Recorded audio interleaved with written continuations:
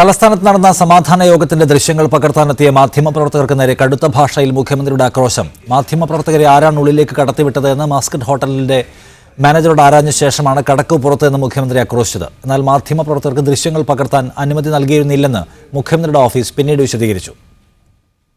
സ്ഥലം തിരുവനന്തപുരത്തെ Muscat hotel.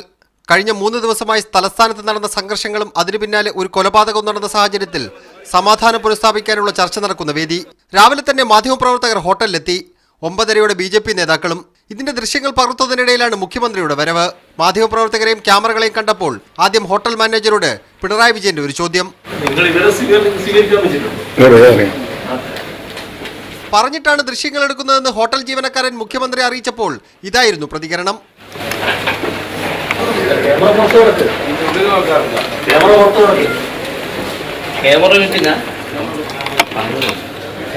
എന്ത് പറഞ്ഞതാണെന്ന്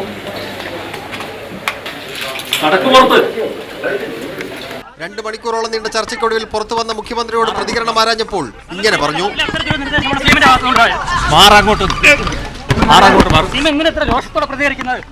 മാധ്യമപ്രവർത്തകരെയോ പാർട്ടിയുടെ മുഖ്യമന്ത്രിയോ തള്ളിപ്പറയാനാകാതെ കോടിയേരി ബാലകൃഷ്ണനും ബുദ്ധിമുട്ടി. മുഖ്യമന്ത്രിയോട് നിങ്ങൾ കാര്യങ്ങൾ സംസാരിച്ചല്ലോ, നിങ്ങൾക്ക് ഏത് കാര്യങ്ങളുണ്ടെങ്കിലും മുഖ്യമന്ത്രിയോട് പറയാം. അതേസമയം ഇത്തരത്തിലൊരു യോഗം മാധ്യമങ്ങളുടെ സാന്നിധ്യത്തിൽ നടത്താൻ കഴിയില്ലെന്നും യോഗത്തിന്റെ ദൃശ്യങ്ങൾ പകർത്താൻ മാധ്യമങ്ങൾക്ക് അനുമതി നൽകിയിരുന്നില്ലെന്നും അതുകൊണ്ടാണ് പുറത്തു പോകാൻ ആവശ്യപ്പെട്ടതെന്ന് മുഖ്യമന്ത്രിയുടെ ഓഫീസ് പിന്നീട് വിശദീകരിച്ചു. മീഡിയ 1 തിരുവനന്തപുരം.